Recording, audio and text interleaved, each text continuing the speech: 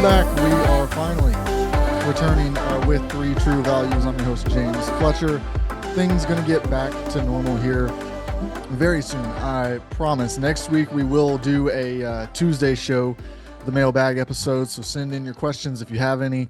On Thursday, we will resume our regularly scheduled podcast. Apologize for the couple of weeks that we took off here.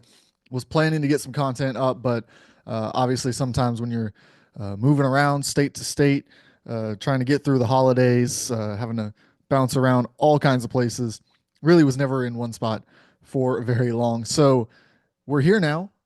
And because of that break, we now have plenty of stuff to talk about. So today's episode, in the first segment, we're going to start off. We're going to talk about Jim Larrañaga's retirement. I know it's a little bit past the news cycle now, but I think it's very important to talk about. College basketball is in this weird spot where coaches, at least the older generation of coaches, don't seem to want to be part of this anymore. So we'll talk about Jim Larrañaga stepping down mid-season from Miami, what it means for the state of college basketball, what it means for that Miami program, as well as the players on that roster, some of who are interesting prospects, others who are kind of rounding out the end of their college basketball careers. Then, in the second segment, we're going to come back. We're going to talk about the SEC. How strong have they been so far?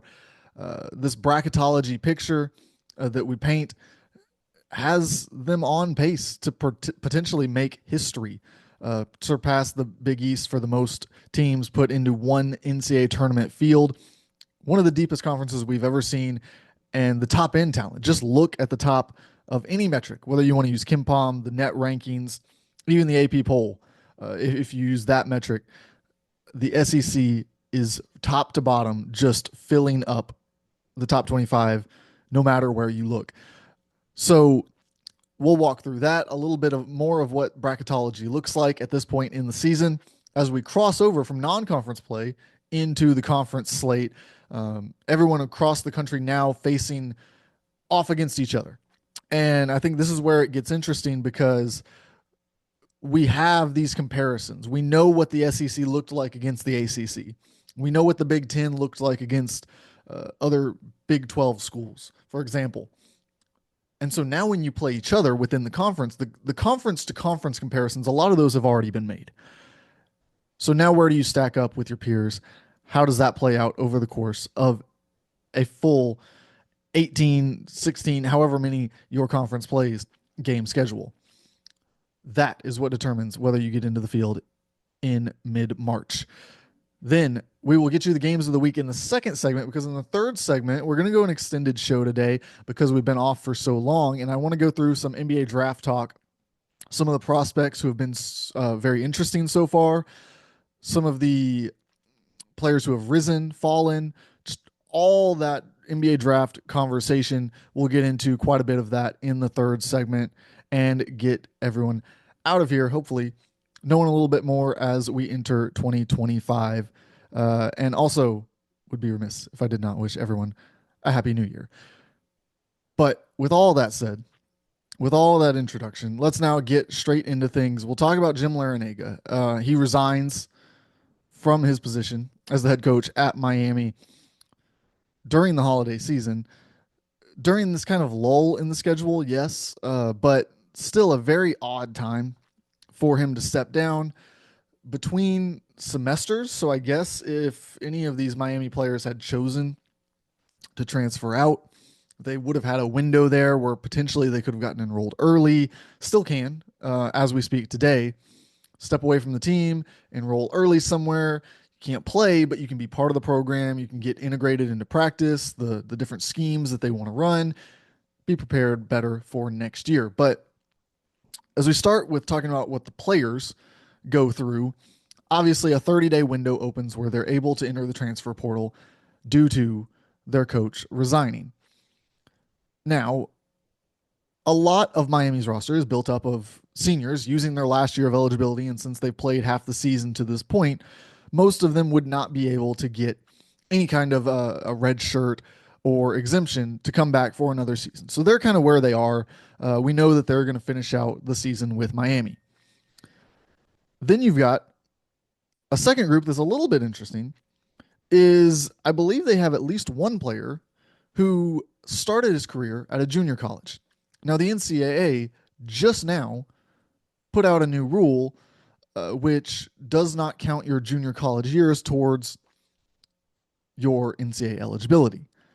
Whether that impacts certain players or not is still to be determined as we find out more about this rule change. But if you're at Miami, you thought you were using your final year of eligibility. Now you find out you have one more. Now you're put in a spot where you've got to make a decision, but you also have an extra year of eligibility. So there's no harm in returning for, excuse me, remaining with Miami through the end of this year, hopefully raising your stock, hopefully turning something around and getting a good run of form where you can show off to those other teams rather than entering right now where you're pretty much at an all-time low. Like this Miami program has been a disaster over the last 18 months or so. The last 12 really has been just horrendous. And I'm not quite sure where it turned so wrong for Jim Larrañaga and this group. Before we get into that, though, let me just touch on one more group of players. You've got the freshmen and sophomores who have not really made an impact for this Miami team. Jalil Bethea, the most interesting of that group, he was considered a potential lottery pick entering the year. That has come and gone. Don't have him anywhere on my NBA draft board, so we won't be talking about him in the third segment. But I do think he's an interesting player to talk about when it comes to this whole 30-day window because averaging just 6 points a game, you're not really showing off anything good at this point, anything you want on film for these NBA teams to study. So, and I'm not encouraging him because to do this by any means. I just think if I was in this position, I would have two things that I have to go through. Option number one is you stay with the team, you show some perseverance, and you hope that you can turn it around, you can figure something out. And then in the offseason, you do what you do, transfer portal, stick around, whatever, go to the NBA draft, whatever you choose to do, you can do. But I would be intrigued by the idea that, look, I'm a freshman. I was supposed to be a lottery pick. It's not happening. That next year I'm coming back to college basketball, more than likely.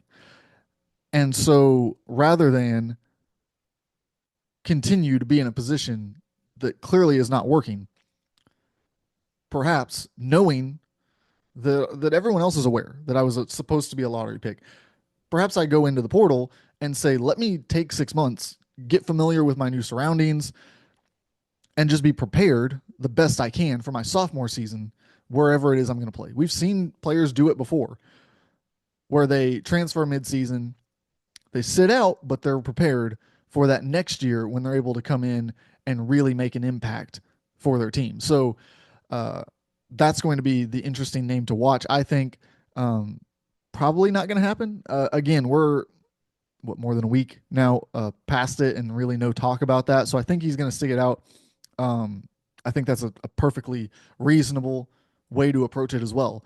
So hoping that Miami can at least get something going here because it's been bad in, like I said, the last 18, really the last 12 months for this program. But what went wrong under Jim Larrañaga is really one of the most confusing tales of college basketball because just over 2 years ago, I mean, he had them in the Final Four. We were talking about this Miami program very much on the rise.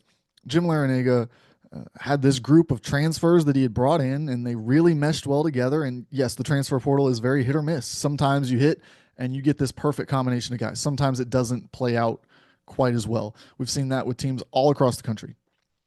But he found this correct mix of guys. And then he went into the portal and he brought in guys, and you thought, wow, like that's pretty like for like. Everything seems to fit well. And last year, between some injuries, some just poor performance, it just didn't work. And then this year, you again go out, you invest some in the transfer portal. You bring in a 5-star player in Jalil Bethea, and you think, okay, last year didn't work, clearly. Lots of problems there. Let's just kind of write it off. Let's kickstart this thing. Let's get it back going. I didn't have them in the top 25, I don't think, at the end of the preseason, but they were a team that I was looking at what their acquisitions, what their subtractions were, and thinking, if they can get the right group of guys, sure, they could end up back in this conversation. Jim Larrañaga is a great coach, and they've got talent on the roster. But it quickly went the wrong way. And it never really turned the right way, if we're being honest. So it creates this confusing position where you're left just scratching your head going, why can't Jim Larrañaga coach this team? Are these players just worse than we thought? Some of them are transfers, so we have a track record of them being successful, being good basketball players. So not sure it's that. Now, did they lose players to the transfer portal that really they needed? Yes. I mean, Norchad Omir would be a huge addition to this team if he was there. But really, how do they slide so far? And then when he announces that he's stepping down, his retirement, all this, you get again, just like when Jay Wright and Coach K and Roy Williams was before this sort of era, but it was kind of on the way to this point. When you've seen all of these, Jim Boeheim last year, when you've seen this past era, especially of the ACC coaches,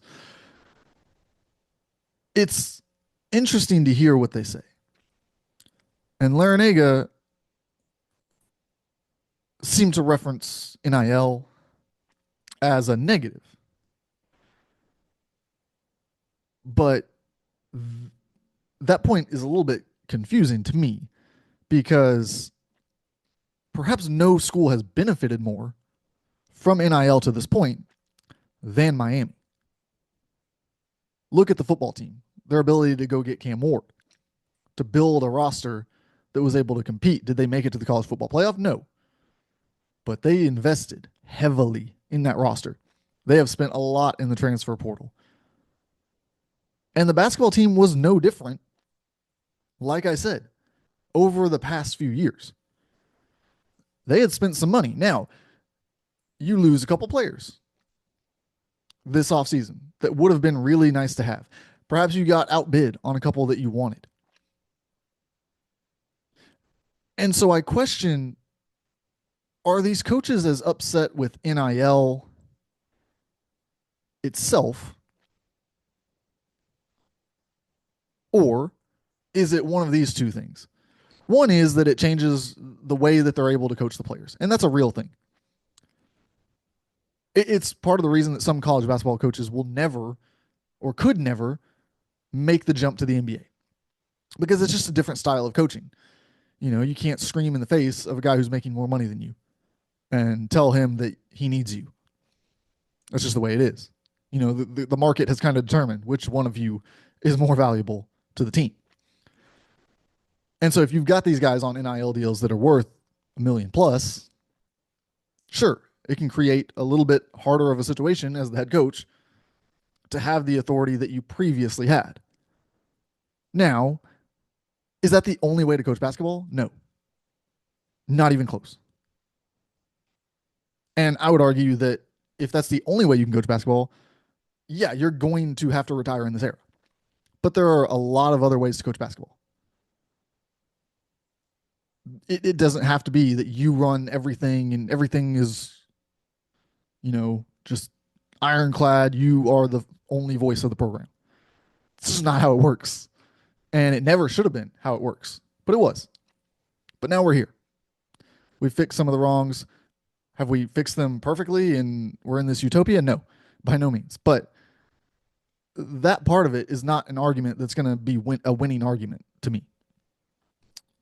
The other thing, and what I think has played in more than what any of these guys will ever tell you, particularly with these ACC coaches, and I would say it's ACC coaches in basketball, but we've seen it with some SEC and Big Ten coaches in football. And it's this idea that we talk about the ACC and we think historically about a great basketball program. Now look at the past couple years. It has not been. They are lagging behind. And there has been a lack of investment. Yes, into the basketball programs. The ACC is dealing with um, issues within its own ranks. Florida State and Clemson trying to sue. Well, how is Florida State going to fund their athletics and fund a lawsuit trying to exit the ACC so that they can get to the SEC? You know, you're diverting your resources there. That's never the best way to accomplish something financially. And of course, the ACC, this is having a negative impact on. And then you've got Miami, which no doubt is sending more money to football than it is to basketball. Well, then you look at the SEC, and what has the SEC done in basketball? They're investing more money. Alabama can go build a full roster. Kentucky can build a roster from scratch. Arkansas can go get whoever they want. Florida has a really good roster. Auburn has invested. I mean, we can go down and down the list. I mean, Mississippi State even is pretty heavily invested into basketball right now. So if we're going all the way down the list of the SEC and all these schools that are heavily invested in success, well, then, yeah, it's going to be hard in the ACC, which is within somewhat the same footprint, to have success going head to head for recruits, for transfers, for assistant coaches, even when there's not as much money. And yeah, that sucks. But it doesn't mean college basketball is broken. Just because someone from the outside now can compete with you when they previously couldn't does not mean that the system is broken. It means the system is different than it was when you had a big inherent advantage. So I think it's a combination, a little bit of all of those things that has led to, like I said, Jay Wright, Coach K, down the list, Jim Boeheim, now Jim Larrañaga, any of those coaches that you want to point to that have kind of walked away in a Tony Bennett, of course, how could I leave him off the list? I mean, just before this season, right? Just walks away. I think there's a lot more in play than what these guys are telling you. They want you to believe NIL broke the sport. Not really. But when we come back on the other side, we will talk about the SEC, which has gotten much stronger. We'll talk about if they're the strongest basketball conference of all time and what it means for bracketology on the other side of this break.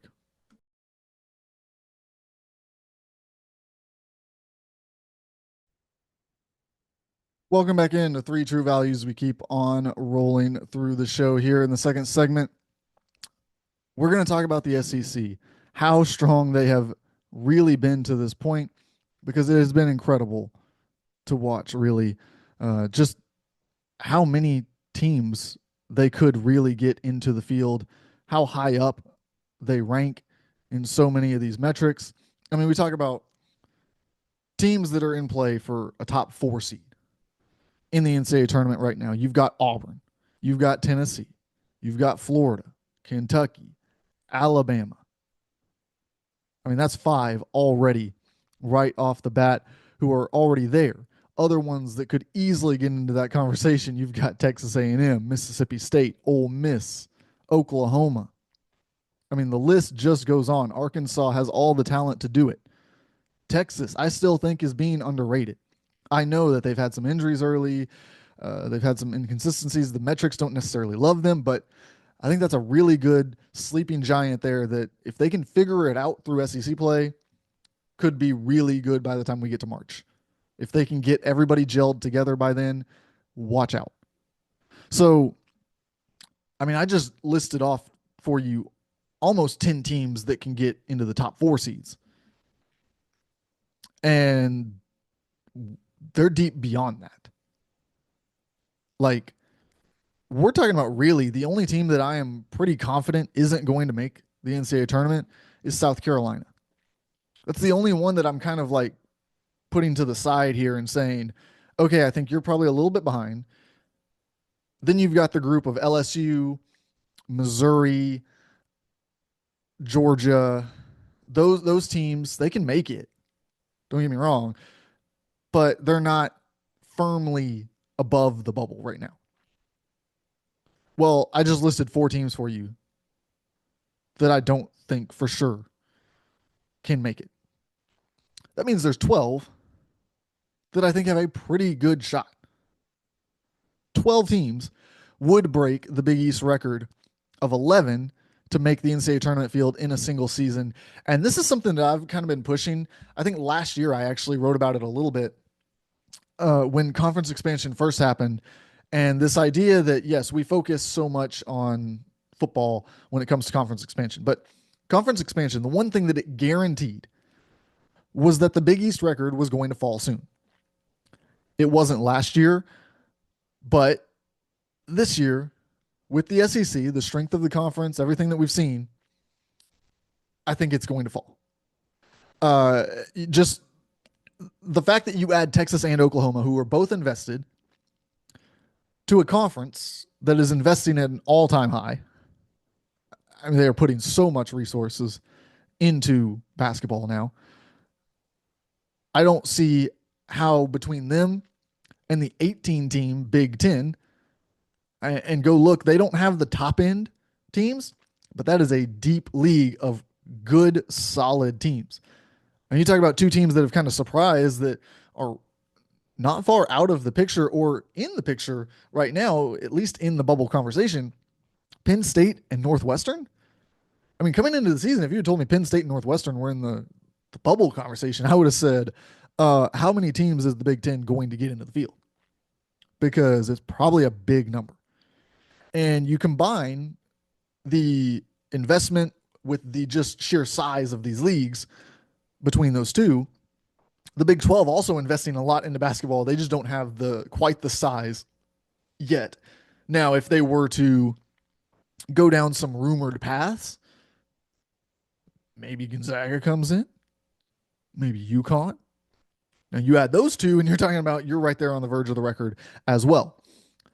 But where the SEC has separated from, because I think that it probably goes SEC, Big 12, Big 10 as we stand right now in terms of the best conferences in college basketball, because the Big 10, like I said, does not have that top end group of teams.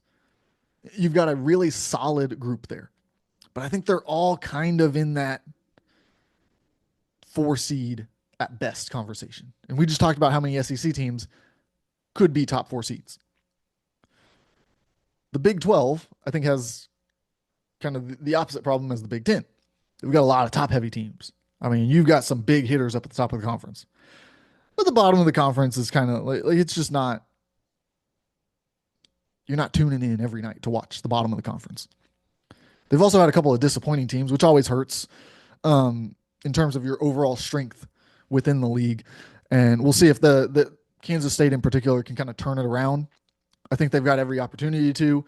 I still, just looking at that roster, I know that even losing a core, I still think that's a good, solid college basketball roster. I'm not quite sure where things have gone so wrong this season, but hopefully they're able to turn it around. That would boost the Big 12's kind of standing within this conversation a little bit more. But I think it's pretty clearly SEC, Big 12, Big 10. And they have a potential to be the best college basketball conference we have ever seen this season. I think to do that and make it undisputed, getting 13 in would leave no doubt. Yeah, the Big East got 11 in. Getting 12 would break the record, but you would have some people point to what I said was one of the key factors and say, all right, yeah, but they got 16 teams. Look how big that conference is. Right. And you could always point, there's other past Big 12 conferences that maybe they had less teams, but they got almost all of them in. And you can point to that Big East conference. What percentage of the teams that got in from each conference as the best conferences in college basketball? But if we have so many top end teams in the SEC and they blow out the record. I mean, you get 13 of 16 into the field, and like you're talking about, okay, there's no doubt. You probably land the other three in the NIT just for what they did. So I think the SEC has kind of separated itself there. It's an interesting conversation. It will continue to be throughout the season where they stack up with past conferences and what they were able to accomplish. Because, yeah, it's not a one for one type of comparison. You're going to have to make a couple leaps. You're going to have to combat a couple of different points that are made along the way if you're going to make the case for either side of the argument here. Other things that I just want to point out quickly from the bracketology picture is this Duke team. I mean, they're up there. They are really good. Potentially a one seed this season with Cooper Flag, with Konkanopel, come on, Malawak. I mean, they've got it figured out. Now, all of those players have room to play better than they have, which is a scary thought for the rest of college basketball. But I will say, once you get past Duke, and we talked about this a little bit in the last segment, what do you see? I mean, that conference is bleak at the moment. North Carolina is struggling right now. They are still in the picture, I think. They played a really strong non-conference. I'm confident that they're going to perform well in the ACC. So I think for now you keep them in the field and have faith that they're going to just pick up wins against teams that are perhaps inferior to them. Clemson, I think they're still in the picture. Don't have much concern over what they're going to do. But some of the teams that you were kind of hoping, if you're an ACC supporter, that you said, hey, this team can make a run. How about NC State? Can they return? Can they make a second run at it? No, that's not happening. Not this season. Virginia and Virginia Tech, they've always kind of been in that. Nope, not this year. Neither one of those teams can compete at a high level. How about Wake Forest? Wake Forest, a team that really I talked to people who were confident. I mean, they were asking me why I didn't have Wake Forest higher in the preseason rankings. Thought they were a lock for the top 25. That has not played out. They have not been one of the best teams in college basketball. And so as you keep rolling through, Louisville, are you confident that Louisville can? They had a nice start to the season, but it's kind of fallen apart in terms of their resume to this point. Don't think they have much of a leg to stand on unless they go on some kind of crazy run through conference play. It's just hard to find anything outside of maybe SMU, who could be above the bubble, but they're in their first year in the ACC. Yes, they invested a lot. And hey, again, I hate to circle back again in this conversation, but if you want to pull the carts around, how about one team in the ACC has said, forget everything else, we are all in. We're not worried about lawsuits. We're not worried about revenue sharing. We're not worried about anything except for supporting our programs with NIL funds.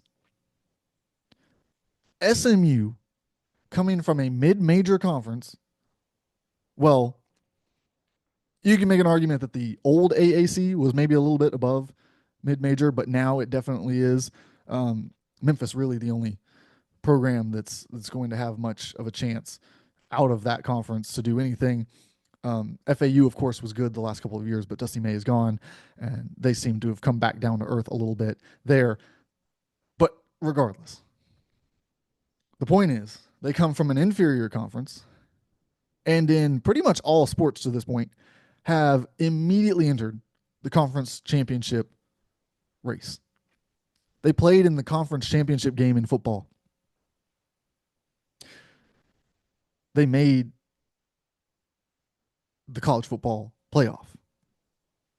Now here they are with a great non-conference record, entering the ACC, which is so weak that they might be able to pick off enough games to make the NCAA tournament. One team invested. The others have all complained about the modern era and talked about how they deserve more respect. And one of those teams is having success. So the ACC has plenty to figure out. It'll be interesting to see what they do moving forward, because all this stuff is not going away. They're going to have to figure it out, get into this new era of college basketball, and find some success really soon to preserve the historic reputation of that conference. Now, let's talk a little bit about the games of the week. Always important to the bracketology picture is what's going on across college basketball. Each week, we get a chance to look not only at these individual matchups, which are fun to watch. They're always great basketball being played, but you also get a chance to see how teams match up against each other. Important for the resumes. Now that we're in conference play, it's important for the conference standings, important come conference tournament time, as well as the NCAA tournament. You also have the added bonus in some of these games of seeing some NBA draft prospects if you're into that, if you like looking at the next generation of talent. On Friday night, tonight, we're going to watch Michigan State against Ohio State, a Big Ten showdown there. Ohio State has been a little bit in and out of the top 25. Michigan State, look, I've had my questions about the way that Tom Izzo has done things over the last couple of years. He went out. He did get into the transfer portal this year. Was it, the big splashes of some other programs? No, but he did add some compliments to the roster and has filled things out. While they had struggles early, and I mean some real questionable struggles, they have really dialed in, and they're on a nice run here. Ohio State, a team in year one under Jake Diebler that is trying to figure things out. And like I said, in and out of the top 25. So a good start for them this season. On Saturday, this is the first big full slate of conference games that we're going to get. I suggest just sitting down and watching it all day, but if you can only carve out time for one, Florida at Kentucky. This is one of the big SEC kind of basketball rivalries that we see. It's always, the series is always, the home and homes that they usually get are pretty much can't miss. I can remember so many big moments from Florida, Kentucky in both arenas and in the SEC tournament over the past decade or so. So you want to check that one out because they're both top 10 teams now. And this is a big time game between those two. Then on Sunday, we'll watch Oregon and Maryland, two teams coming off of tough losses, but they're looking to rebound, and that's a Big Ten matchup as well. Yeah, wouldn't have expected that a few years ago. Oregon versus Maryland in the Big Ten. Monday, we're going to watch Wisconsin and Rutgers. Wisconsin in the NCAA tournament picture. Rutgers has kind of fallen out of it, but they do have Ace Bailey and Dylan Harper. So you're not going to count them out until they're out for the count. I just can't figure out quite how this team is not a little bit better than they are. But that remains to be seen. At the very least, you get to watch some really good basketball players play basketball. And that's never a bad thing. On Tuesday, we're going to watch, how we don't necessarily like to watch the same team twice in a week, but Tennessee, Florida is on Tuesday. And look, particularly if Florida can win that matchup against Kentucky, I think this one becomes just a massive, massive game for Florida. Potentially could move them to number one overall in the AP poll. That would be a fascinating storyline to follow. And if they lose to Kentucky, well, now you're talking about, do they need to pick this up and go 1-1 for the week in order to sort of preserve their standing as one of the elites in college basketball? Then on Wednesday, we've got Penn State against Illinois. I mentioned it earlier in the show that Penn State has really picked things up. They're playing well so far this season. Illinois, of course, is an excellent program. I think they have a chance to get up into that top 4 seed conversation, of course, and could win the Big Ten if they can get off to a hot start here. Already picked up a win against Oregon that really kind of solidifies what I just said, that they can compete at the top of this conference. When we come back on the other side, we're going to talk a little bit about the NBA draft, talk about some of the players, some of the rankings, and what you should be on the lookout for throughout conference play. If you're interested in, like I said before, the next generation of guys, these guys, you've got college basketball players who are playing college basketball, and you got some that are playing to get to the NBA. And that's just a fact of the way the sport is structured. So we're going to talk about some of those guys in the next segment.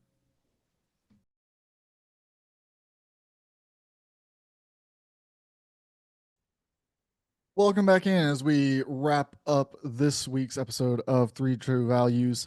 Like I said at the top of the show, we will be returning to the normal schedule on Tuesday. We're going to have a mailbag episode. So if you have any questions, whether it's about bracketology that we talked about in the last segment, something that we didn't get to over the last couple of weeks with the break that didn't come up in the first segment of the show, or NBA draft talk that we don't get to here in this segment, be sure to send it to me, shoot me a DM, tag me in a tweet.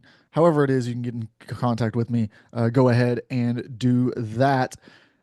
Happy to answer as many of your questions as we can get to in that show. And then on Thursday, we will return to our Thursday to Thursday sort of schedule that we have been on throughout the season.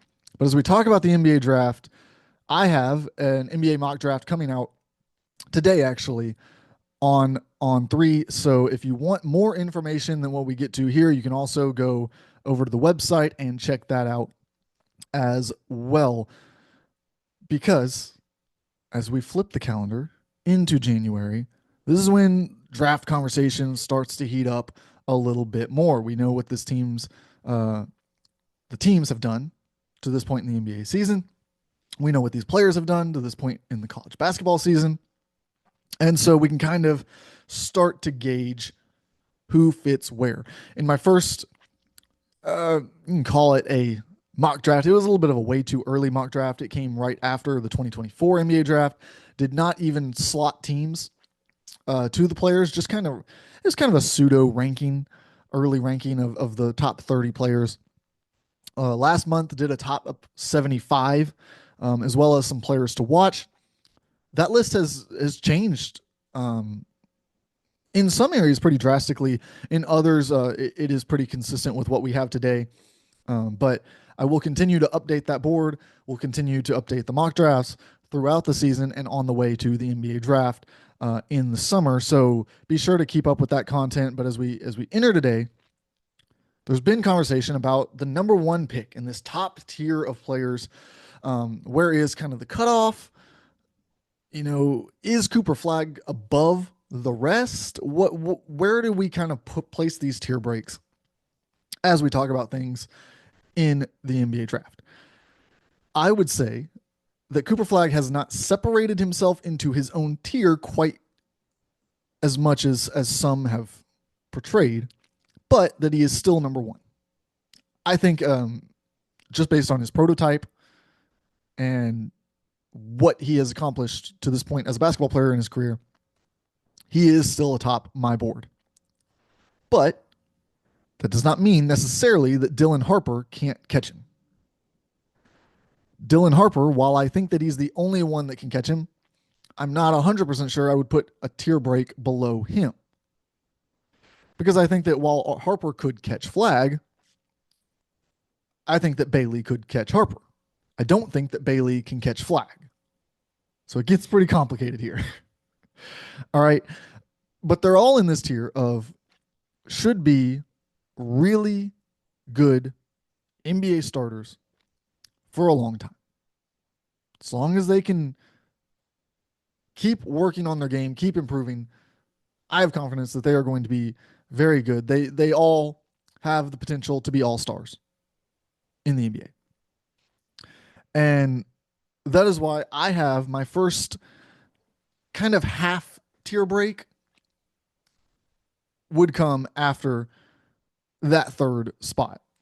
Now, I've seen some people with Ace Bailey. This has become the conversation to have. Some people have Ace Bailey number one. They say he's Kevin Durant.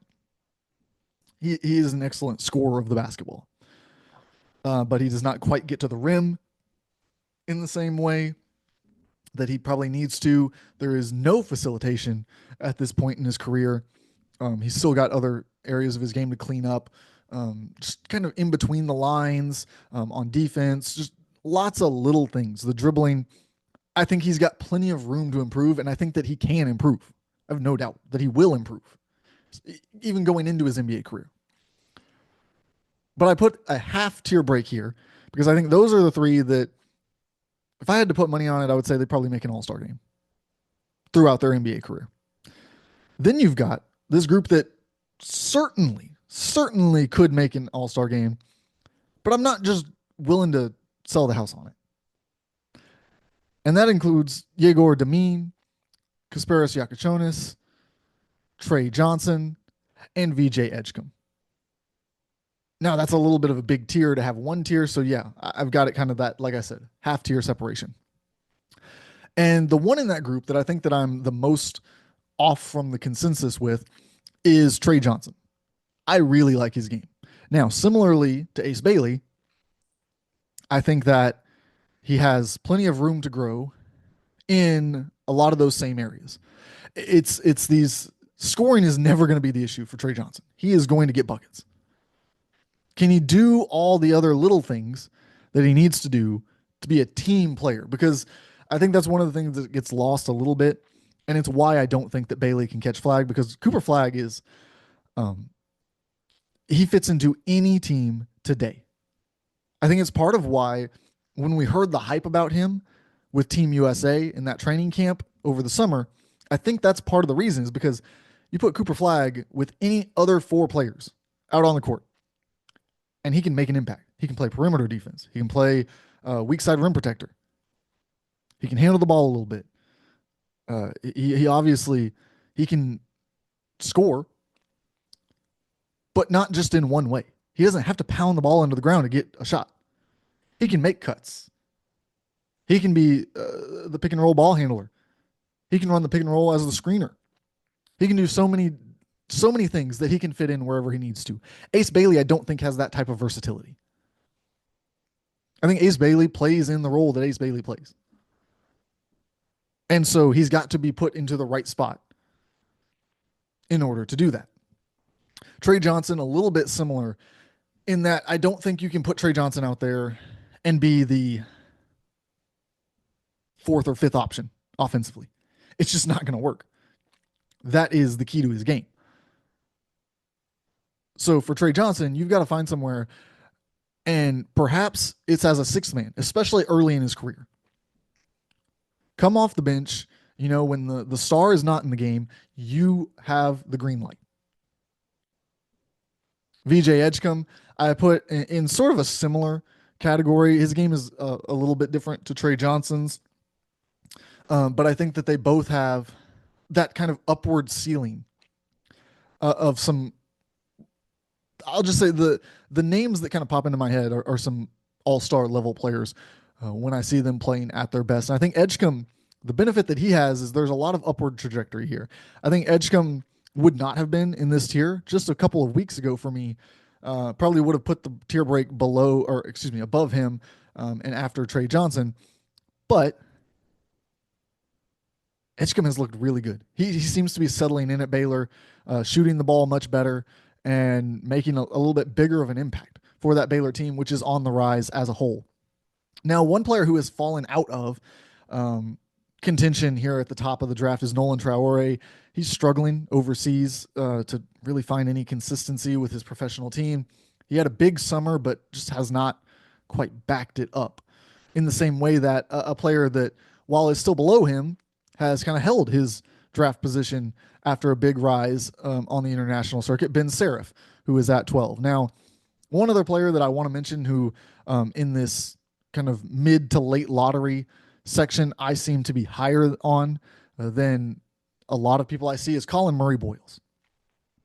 Colin Murray Boyles did not enter the NBA draft last year, despite me having him as a first-round talent. I thought he was for sure a first-round grade for me, personally.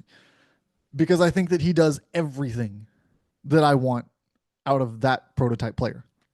He is a power forward who will play outstanding defense, who will rebound the ball, who will pass the ball.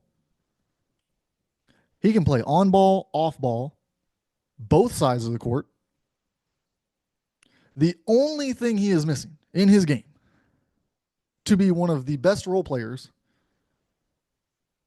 in any level of basketball is the 3-point shot.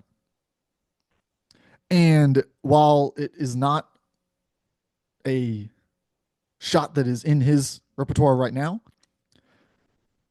I've seen too many guys who have all of the tools they need develop to become a good enough corner 3-point shooter in the NBA.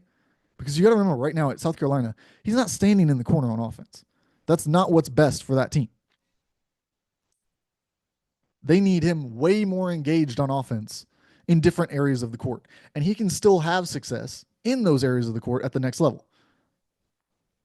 But I think if you get him on a team where he is the fourth, because he can play as the fourth or fifth offensive option with no issue. He can play with another player who can play out there with anyone. I think you put him out there, you start developing that corner 3-point shot. I see him being a valuable, extremely valuable role player in the NBA for a long time to come. He is one of my favorite players in this draft class, was last year as well, before he reclassified. One that has, we've talked about Derek Queen, so we're not going to get into that one again this week, but Jeremiah Fears, we have to talk about.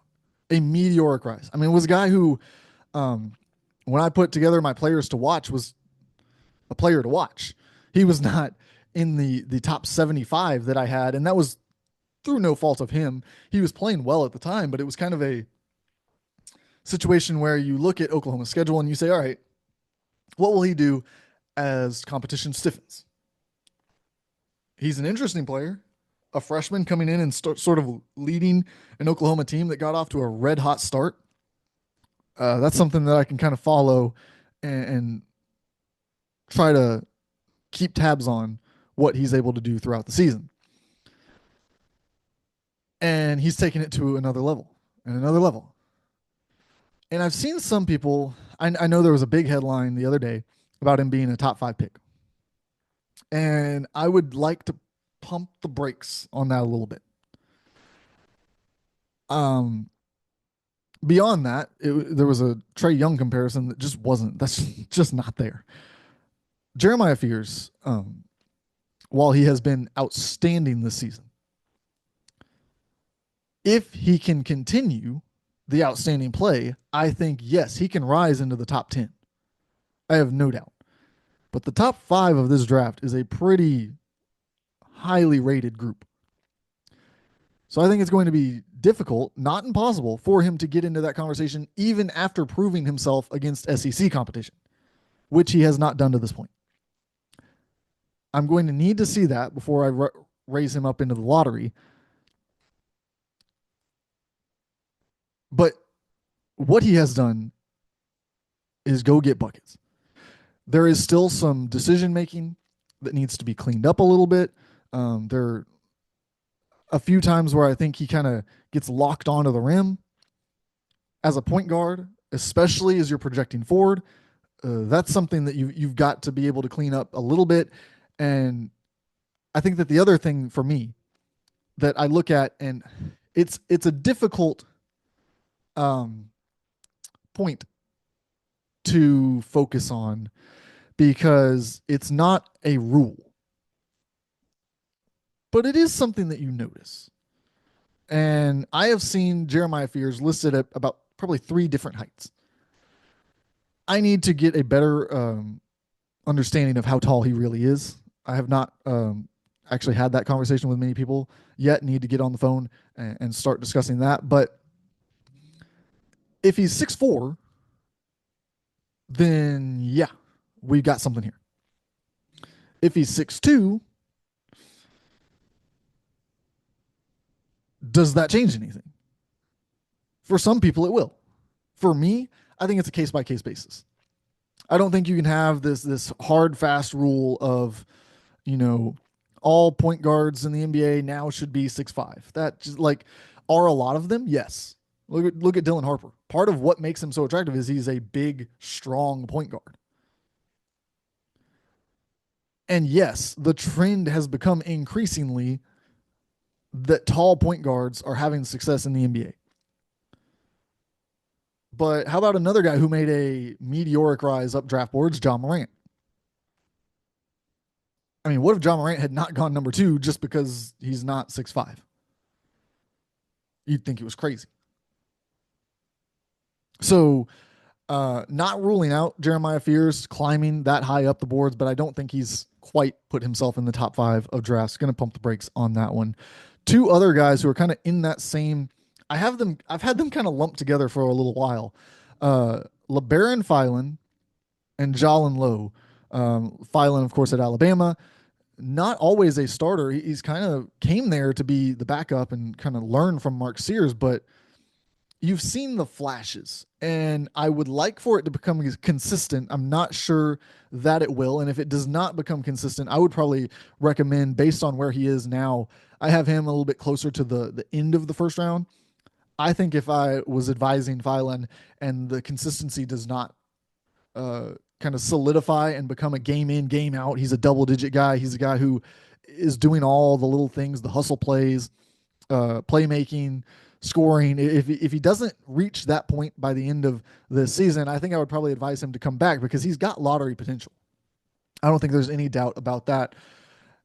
And then Jalen Lowe at Pitt, you talk about immediately replacing Bub Carrington, and there were some people who were high on him in the preseason, and I said, okay, I like him, but let's pump the brakes on he's immediately going to come in and be Bub Carrington. Well, he doesn't do it in the same way. He's not the same player at all, but he has come in and had pretty much the same impact as Bub Carrington in terms of the ability to lead this Pitt team to some success through the non-conference schedule. And I think that's worth something. So I've got him at the tail end of the first round as well. Also, a player who I'm interested in that sort of combo shooting guard, point guard, not sure what he is, a little bit shorter than you want. How about Jace Richardson? A player that I liked, and then early in the season, didn't love everything. But the more you watch him, the more you realize he's just playing basketball the right way. He's in the right spot. He does the right things. I think some people probably early on, and I'm not sure this was the case at all with me, but it was something that I noticed people talk about. He's not his dad at all. He plays almost the opposite style of his dad. And so I think a lot of people who had not seen him play before looked at him and said, wait, what is this? And they kind of like didn't put any stock into the fact that, yes, he's playing a completely different style, but it works. It's very effective, very impactful. So I think he will have a decision to make as well by the end of this year on whether or not he wants to come back and try to improve his draft stock even more by staying at Michigan State. Just a couple more names that I want to throw out here. Donnie Freeman, up and down. Pretty much that's been the story of his career. So got him at the end of the first round now, had him a little bit higher earlier in the season. Janai Broom.